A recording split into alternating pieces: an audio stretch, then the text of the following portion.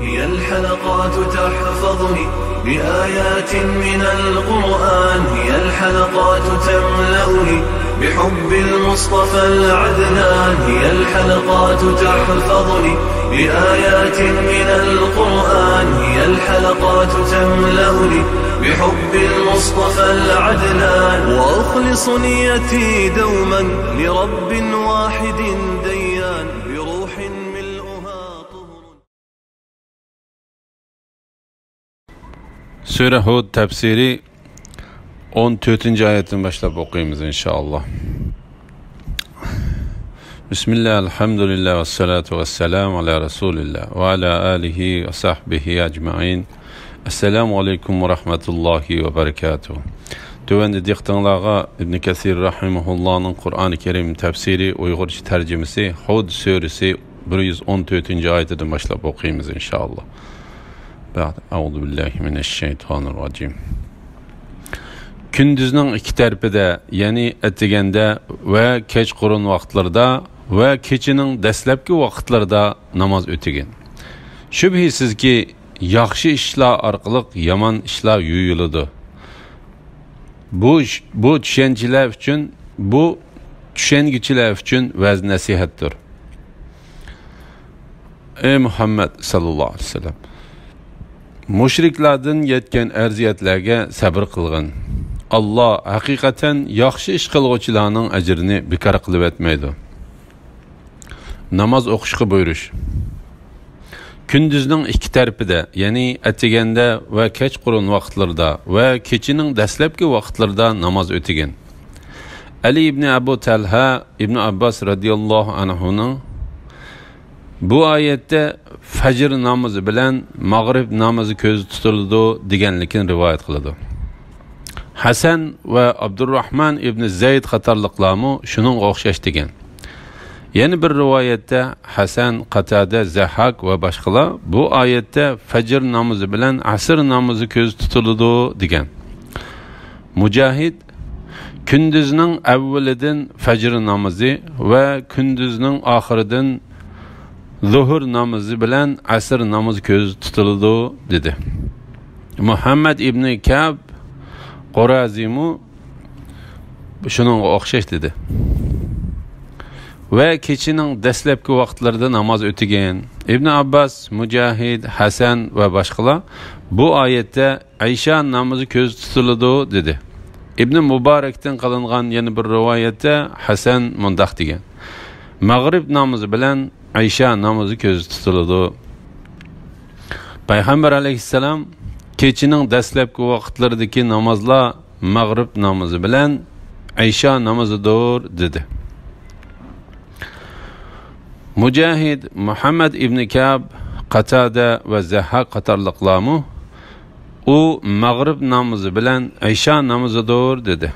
Bu oyatning Isro kechasi 5 vaqt namoz farz bo'lishidan ilgari nozil bo'lgan bo'lishimi ehtimolga yaqindir. Chunki 5 vaqt namoz farz bo'lishidan ilgari kun chiqishdan burun va kun o'ltirishdan burun o'qiladigan 2 vaqt namoz farz edi. Kechida namoz o'qishmi payg'ambar alayhisalomga va ummatiga vojib edi. Keyin ummatidan saqib qilinib payg'ambar alayhisalomga vojib qilingan peti bir mazgil qoldi. Ondan payg'ambar alayhisalomdan saqit qilindi. Yaxshiliklarning yomonlikni o'chiradiganligi. Shubhisizki, yaxshi ishlar orqali yomon ishlar yuyiladi. Agar bir kishi yaxshi ishlarni qilsa, uning ilgarigi gunohlari yuyiladi. İmam Ahmad, Abu Davud, Tirmizi, Nasa'i va Ibn Majah qatorliqlar mu'minlarning xalifasi Ali ibn Abu Talib radhiyallohu anhuning bu vaqtda mundaq deganligini rivoyat qiladi. Men payg'ambar alayhisalomdan bir hadis anglasam, Alloh taolo u hadisdan menga xohlagan narsa bilan manfaat yetkazadi. Agar biror odam menga payg'ambar alayhisalomning hadisini so'zlab bersa, bu hadisning to'g'riligini isbotlash uchun uning qasam qilishini talab qilatdim. Agar u menga qasam qilib bersa, men uningga ishonatdim. bir qitim Abu Bakr menga hadis so'zlab berdi. Abu Bakr rost so'zlaydi. U payg'ambar alayhisolamning mundaq deganligini anglagan ekan. Bir musulmon bir gunohni qilsa, ondan tahorat olsa va 2 rakat namoz o'qisa, uning gunohi mag'firat qilindi. La ilaha illalloh. Bir musulmon bir gunohni qilsa, ondan tahorat olsa va 2 rakat namoz o'qisa, uning gunohi mag'firat qilindi. İmam Buxoriy va Muslim musulmonlarning xalifasi Osman ibn Affan radiyallohu anhuning kishilarga payg'ambar alayhissalomga o'xshash tahorat ilib ko'rsatganligini, ondan mundaq deganligini rivoyat qiladi. Men payg'ambar alayhissalomning mushundaq tahorat olganligini ko'rdim. U tahorat ilib bo'lib mundaq dedi: Kimiki mening bu tahoratimga o'xshash tahorat olsa, ondan ko'nglida hech narsa o'ylamay 2 rakat namoz o'qisa, uning ilgirki gunohlari mag'firat qilindi. Subhanalloh, la ilaha illalloh. İmam Buxoriy va Muslim Abu Hurayra radhiyallohu anhudan payg'ambar alayhissalomning mundaq deganligini rivoyat qiladi. Aytib beqinglarchu, agar sizlarning biringlarning ishiga oldida suyi liq eqib turadigan o'stang bo'lsa, u odam har kuni 5 qitim o'stangda yuyunsa, uning badanida kirdan asir qalamdi? Sahobalar, "Yo'q, ey Allohning payg'ambari" dedi. Payg'ambar alayhisalom, 5 vaqt namozmi shuningga o'xshaydi. Alloh taolo u namozlar bilan gunohlarni va xatoliklarni o'chirdi dedi. İmam Muslim Abu Hurayra radhiyallohu anhudan payg'ambar alayhisalomning mundaq deganligini rivoyat qiladi. Agar bir inson cho'ng gunohlarni qilmaganlar bo'lsa, 5 vaqt namoz bir namozdan yana bir namozgacha, juma namozi bir jumadan yana bir jumagacha, Ramazonning ro'zasi bir Ramazondan yana bir Ramazongacha bo'lgan oraliqdagi o'tkazilgan gunohlarni yuydi. İmam Buxoriy ibn Mas'ud radhiyallohu anhudan mundaq rivoyat qiladi. Bir odam bir ayolni so'yib oldi. Ondan u payg'ambar alayhisolamning qishig'i kelib ahvolni xabar qildi. Shuning bilan Alloh taolo kunduzning 2 tarafida, ya'ni atiganda va kechqurun vaqtlarida va kechining dastlabki vaqtlarida namoz o'tigin. Shubhisizki yaxshi ishlar orqali yomon ishlar yuyiladi degan oyatni nozil qildi. Ondan eliq odam: "Ey Allohning payg'ambari, bu oyatning hukmi menga xosmi?" dedi. Payg'ambar alayhisalom: "Ummatimning hammasiga o'rtaqdir" dedi. İmam Ahmad ibn Abbas radhiyallohu anhumadan mundaq rivoyat qildi. Bir odam Umarning qishig'i kelib, bir ayolning narsa setib olish uchun o'zining qishig'i kelganligini, shuning bilan u ayolni qaznoq uyga akirib, jimodan boshqa hamma ishni qilganligini aytdi. Umar: "Sana voy, uning eri Alloh yo'lida chiqib ketgan bo'lishi mumkin" deydi. U: "Ha, shundaq" deydi. Umar Abu Bakrning qishig'i berib, uningdan so'rag'in deydi. U Abu Bakrning qishig'i kelib, uningdan so'raydi. Umu Umarga o'xshashlar. Uning eri Alloh yo'lida chiqib ketgan bo'lishi mumkin. Sen payg'ambar alayhisalomning qishig'i berib, uningdan so'rag'in deydi. Ondan u payg'ambar alayhisalomning qishig'i keladi. Payg'ambar alayhisalommi ularga o'xshashlar. Uning eri Alloh yo'lida chiqib ketgan bo'lishi mumkin deydi. Shu chaqda Qur'ondagi kunduzning 2 tarafida, ya'ni atiganda va kechqurun vaqtlarida va kechining dastlabki vaqtlarida namoz o'tigan. Shubhisizki yaxshi ishlar orqali yomon ishlar yuyiladi. Bu tushunguchilar uchun vaz nasihatdir degan oyat nozil bo'ladi. Shuning bilan u odam: "Ey Allohning payg'ambari, bu oyatning hukmi menga xosmi yoki insonlarning hammasiga o'rtaqmi?" deydi. Umar uning maydisiga bir mush urib: "Yo'q, senga xos emas, balki insonlarning hammasiga o'rtaqdir" deydi. Ondan payg'ambar alayhisalom: "Umar rost aytdi" deydi. Sizlardan burun o'tgan ummatlarning orasida nemishqa yomonlarni yer yuzida buzg'unchilik qilishdan to'sadigan aql egillari bo'lmadi?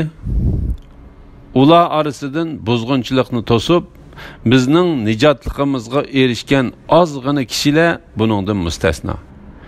O'zlariga zulm qilg'uvchilar aysh ishratlik turmushini qo'g'lishidir. Ular gunohkor odamlardir.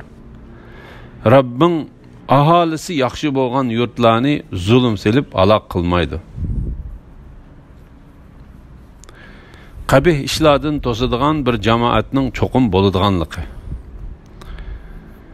Alloh taolo mundaq deydi: ilgari o'tgan ummatlarning ichida nima uchun o'z ichida yuz berayotgan yomonlik, askilik va yer yuzida buzg'unchilik qilishdan to'sadigan yaxshi kishilar bo'lmadi? Ular orasidan buzg'unchilikni to'sib, bizning nijotligimizga erishgan ozg'ina kishilar buningdan mustasno. Ya'ni ularning ichida bu turdagi odamlar nihoyat oz uchraydi. Ular ko'p emas.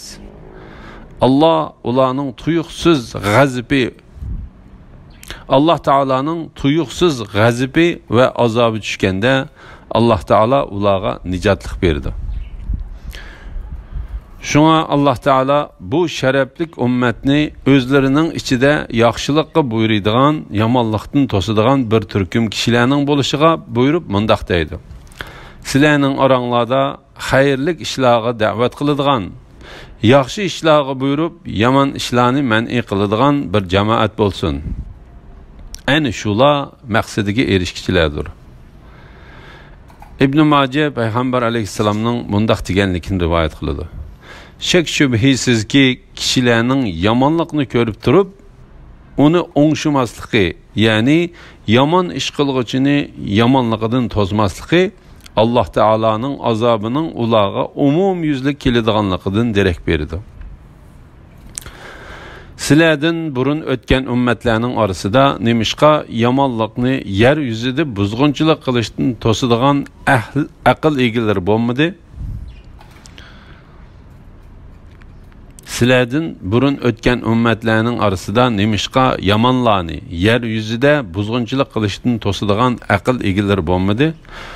Ular orasidan buzg'unchilikni to'sib, bizning nijotligimizga erishgan ozg'ina kishilar buningdan mustasno. O'zlariga zulm qilg'uvchilar aysh ishratlik turmushini qo'g'lishidi. Ya'ni ular ilgari qilib kelayotgan gunohlarni va yomon ishlarni qilishni davomlashtiraverdi. Unda qilishdan to'sqan yaxshi kishilarga parvo qilmaydi. Shuning bilan ularga tuyuqsiz azob keladi. Ular gunohkor odamlardir. Ondan Alloh taolo hech bir shahar aholisini o'zlariga zulm qilmoqcha halok qilmaydiganligini, ularni faqat o'zlariga zulm qilgandilar ondan halok qiladiganligini, aholisi yaxshi bo'lgan shaharga ular o'zlariga zulm qilganga qadar azob kelmaganligini xabar qildi.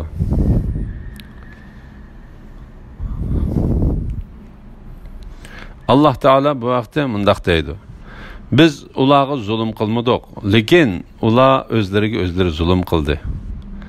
Rabbing bandalarga zulm qilguvchi emasdir.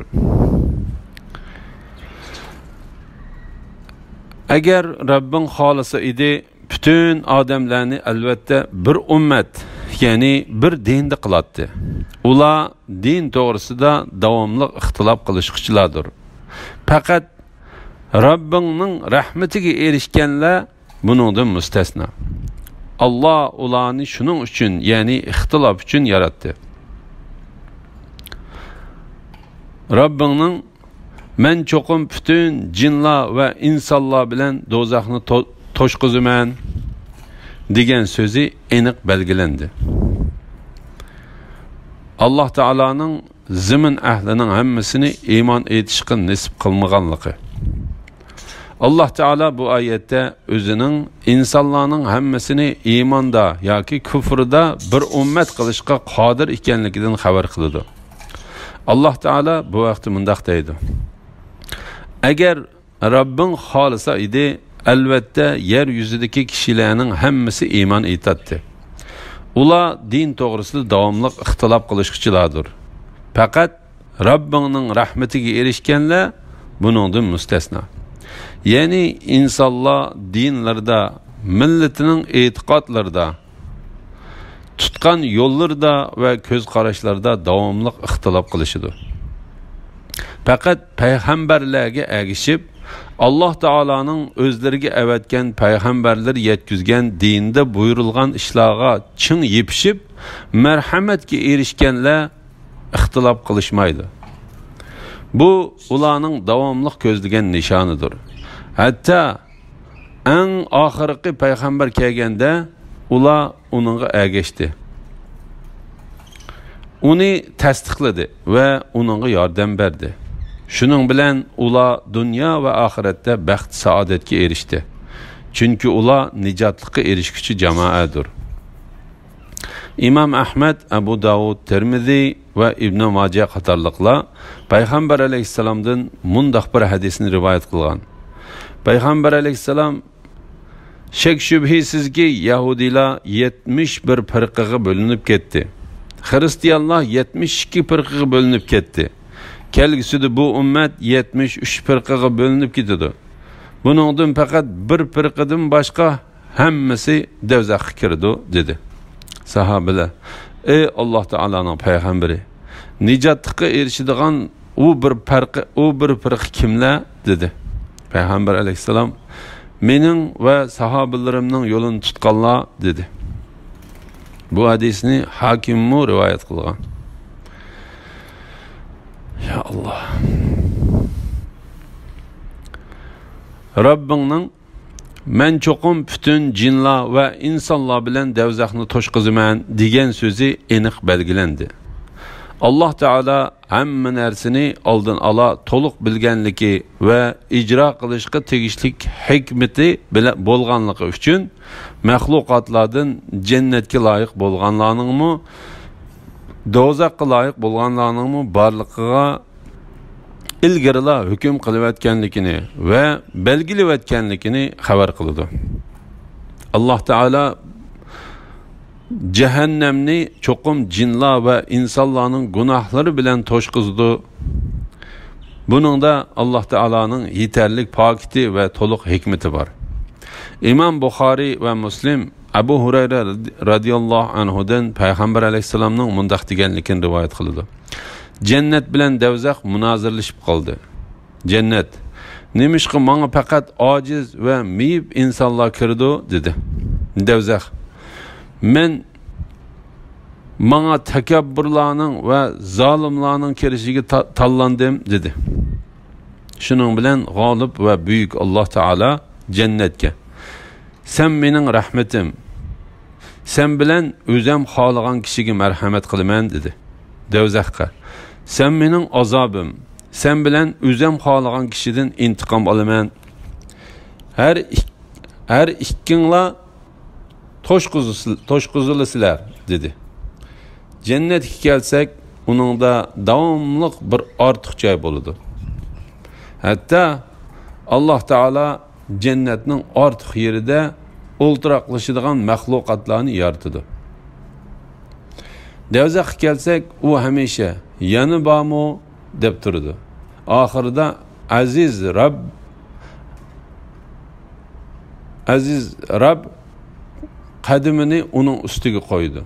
Shuning bilan davzax, sening izzating bilan qasamki, bo'ldi, to'lib ketdim deydi. Ko'nglingni xotirjam qilish uchun sana payg'ambarlarning qissalarini bayon qilib beramiz. Bu qissalar haqiqatni mu'minlar uchun va'z nasihat, ibratlarni o'z ichiga olgan bo'ladi.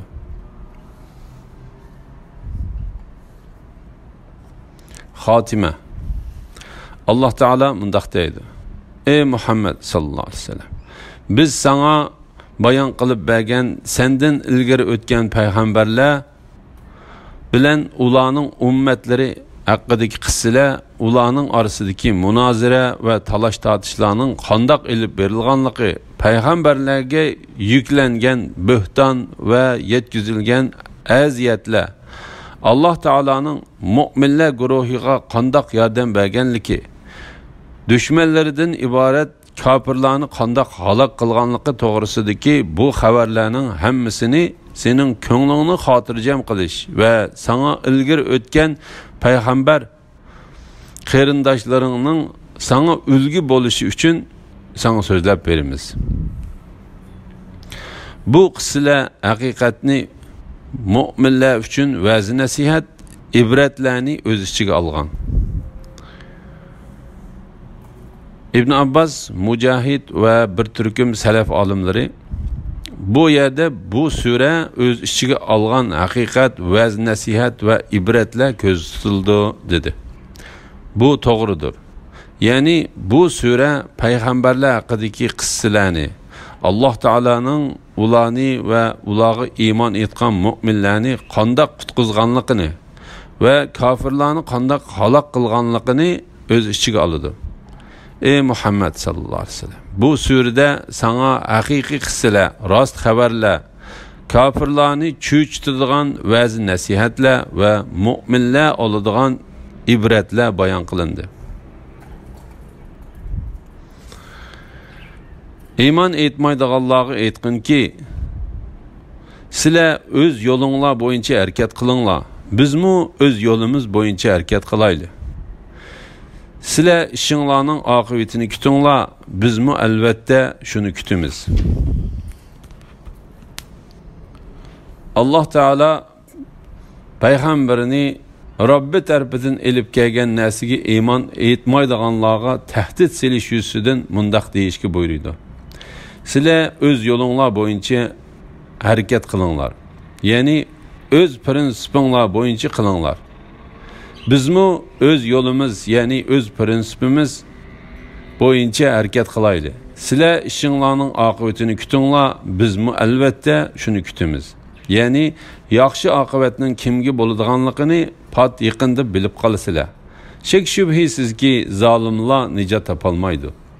Alloh taolo payg'ambariga qilgan va'dasini cho'qim amalga oshirdi. Alloh taolo uningga yordam berdi. Uni kuchlantirdi. Uning so'zini ustunlikka erishtirib, kofirlarning so'zini xor qildi. Alloh taolo g'olibdir va hikmat bilan ish qilguchidir. Osmonlardagi va zamindagi g'aybni bilish Allohga xosdir. Hamma ish Allohga qaytariladi. Allohga ibodat qilgin va Allohga tavakkul qilgin. Ya'ni hamma ishingni Allohga topshirgin. Rabbing qilayotgan ishlaringlardan g'ofil emasdir.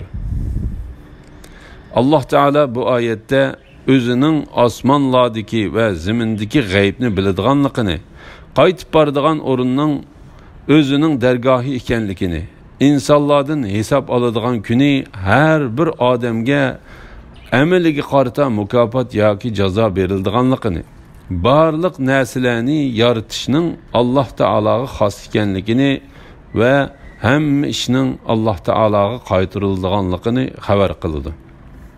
Ondan Alloh taolo payg'ambarini Alloh taologa ibodat qilishga va barliq ishlarda uningga tavakkul qilishga buyurdi. Alloh taologa tavakkul qilgan va uningga qaytgan kishiga Alloh taolo yetarlikdir. Rabbing qilayotgan ishlardan g'ofil emasdir. Ya'ni ey Muhammad sallallohu alayhi vasallam, seni inkor qilguvchilarning qilmishlari Alloh taologa maxfi emasdir. Balki Alloh taolo ularning hamma ahvolini bilib turguchidir. Alloh taolo ularga kelgusida ularning shu qilmishlari uchun dunyo va oxiratda eng qattiq jazo berdi. Ularga qarshi sana ergashganlarga dunyo va oxiratda yordam berdi. Alhamdulillah, Alloh shukrlar bo'lsin. Yuqorida Sura Hud tafsirini oxirigacha o'qidik. Kelar qitimda Sura Yusuf tafsirining 1-oyatidan boshlab anglaysizlar inshaalloh. Va sallallohu ala Muhammadin va ala alihi va sahbihi va sallam. Assalomu alaykum va rahmatullohi va barakatuh.